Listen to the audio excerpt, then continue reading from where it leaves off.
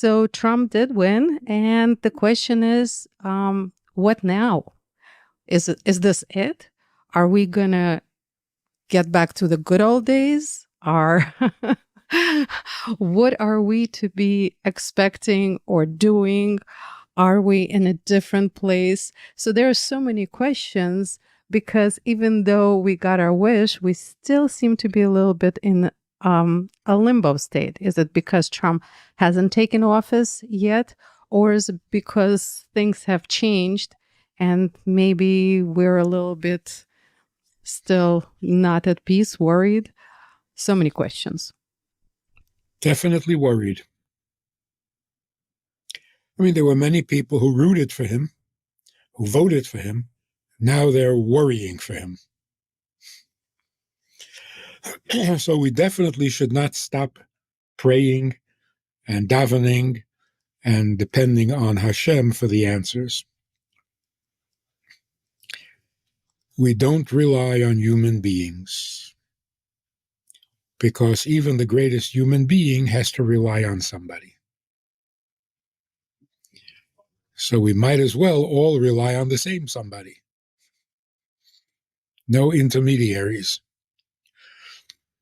So it's very positive, but it's not exactly what we were hoping for. Like you say, what are we going to go back to as good as it ever was? Was it ever good enough? Like the people complain, like, make America great again. Again, like when? When was America great enough? When was the world great enough? So we still want a lot more than a human being can give.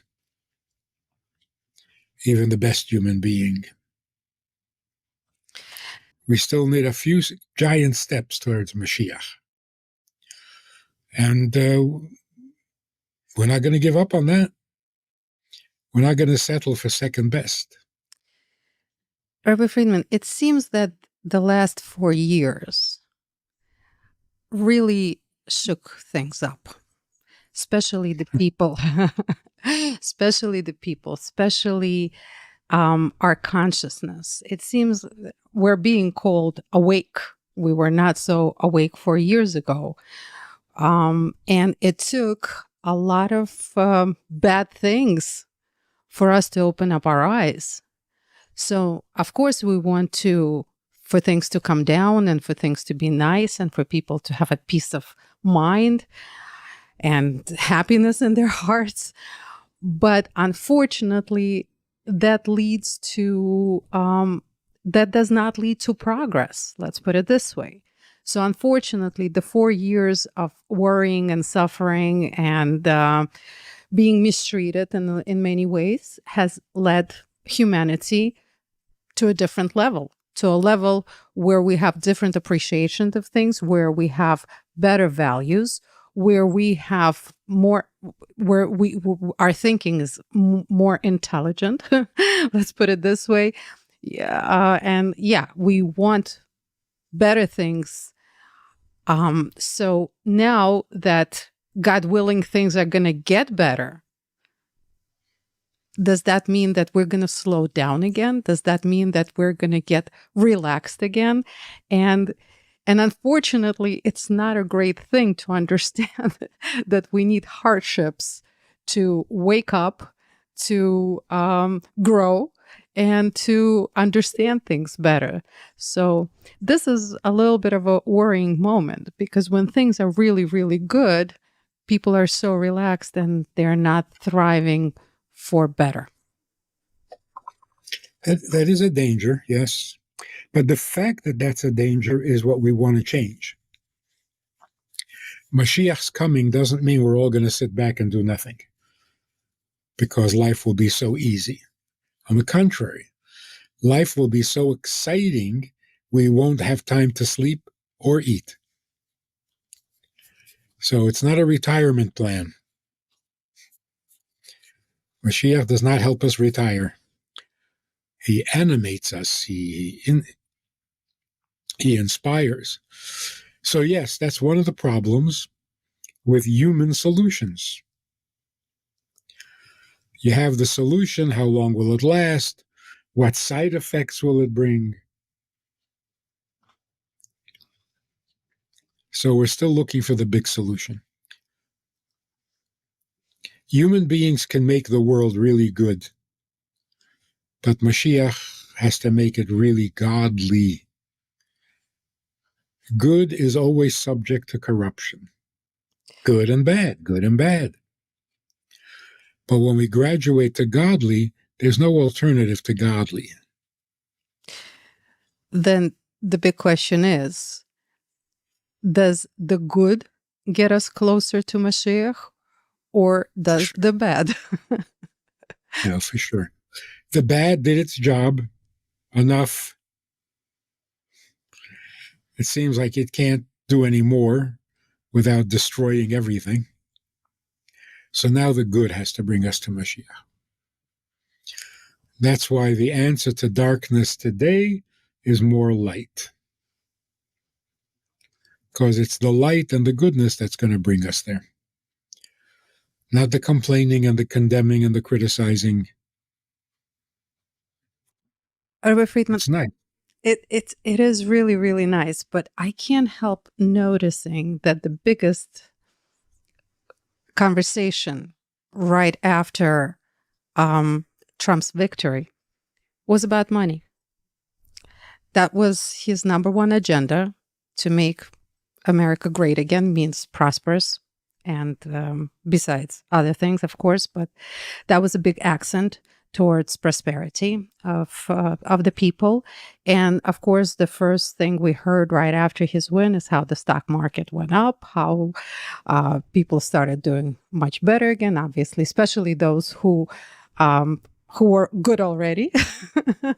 And of course, the question is this what we're going towards? Or is this such an important aspect that we're again paying so much attention to prosperity, to monetary values, to material things, because that seems to be the accent right after the elections? Well, this is what a human being can control and can contribute. But there's something else going on much more exciting. And I'm not sure it's from the election or from heaven, something. The truth was completely absent and lacking. And now all of a sudden, everyone just wants to have truth. All of a sudden, scientists are saying there was no evolution. There couldn't have been evolution. The world can't be more than 10,000 years old.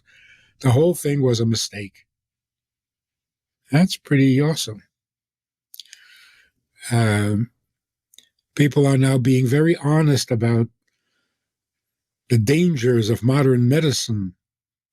Who do you believe? Who do you trust? Who was lying? Who was endangering us? I didn't see anything specifically in the news, but the FBI is going to become moral again, hopefully. The State Department, the Department of Justice. But what about the FDA?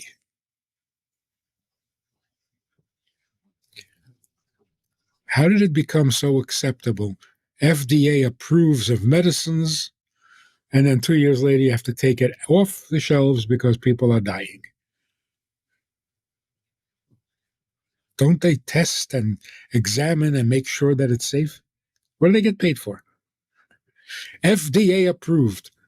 It means nothing. It means be careful. Somebody going to fix that? Kennedy? People want truth. No more lying. No more half-truths.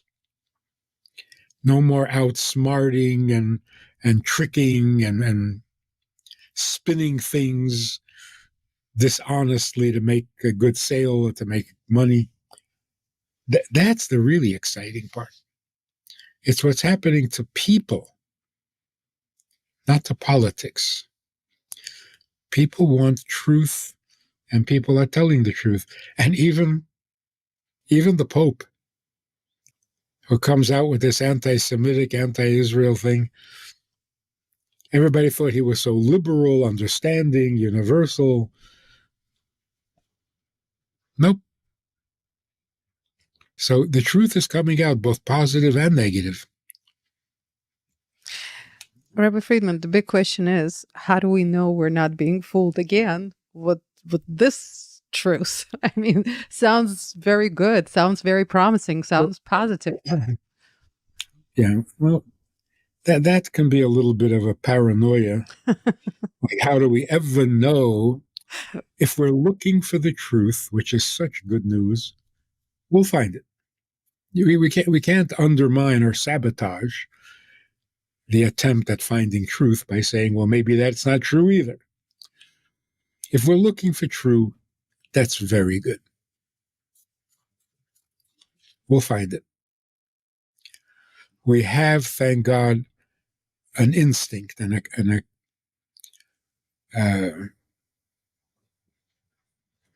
a capacity for recognizing truth.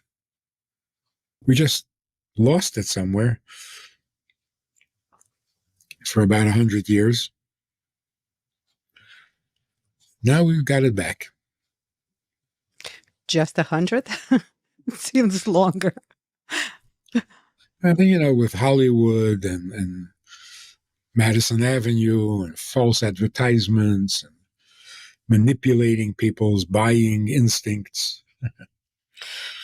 Rabbi Friedman, but that is the big question. We're not eliminating Hollywood. No, and Elon Musk and Mel Gibson and a whole bunch of other people are putting together a new Hollywood, a more moral Hollywood, I'm assuming. Same thing is happening in all the departments, RFK, the new FDA, and then, other good people are trying to recreate everything that has been already working, but in a new way. Is that what we need? Is that what we need? Do we need all of these departments still? Because is a new Hollywood a good thing? Or maybe no Hollywood is a better thing? No, it's a good thing because the medium of film is very powerful. Entertainment, since the time of the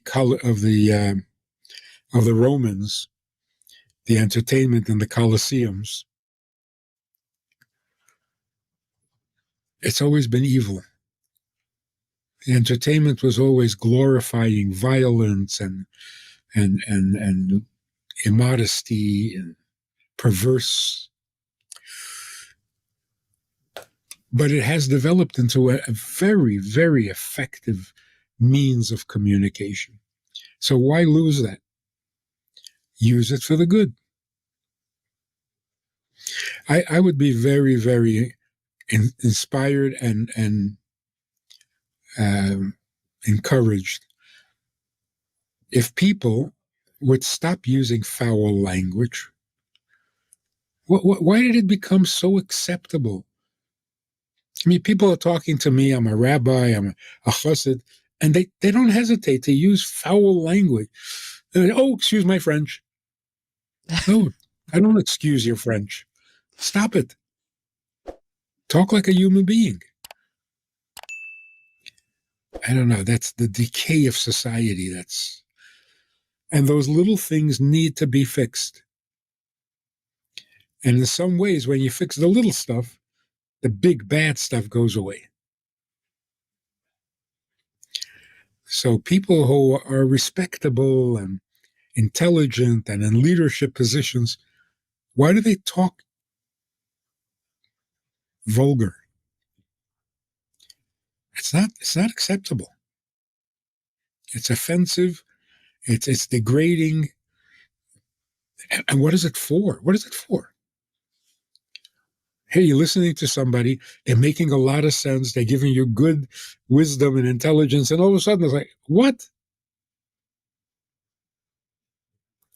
You're still fascinated by the fact that you can say dirty words like like a baby? Uh, when that changes, we'll know that we really got somewhere. If you enjoyed this conversation or this topic and you're looking for more information, or you want to hear it again from another angle, there's a way to do that. And that is in this book. It's all there. Order it from Amazon. You can read it, reread it, and share it. These ideas, these messages, this approach to life, this approach to Torah, to meaning, and to morals is vital for the world today. And we need to get this message out to the entire world. It is universal, it's essential, it's indispensable. To support this effort, if you want to be a partner in this crime, check out the link and make a donation. It really helps a lot. And thank you in advance.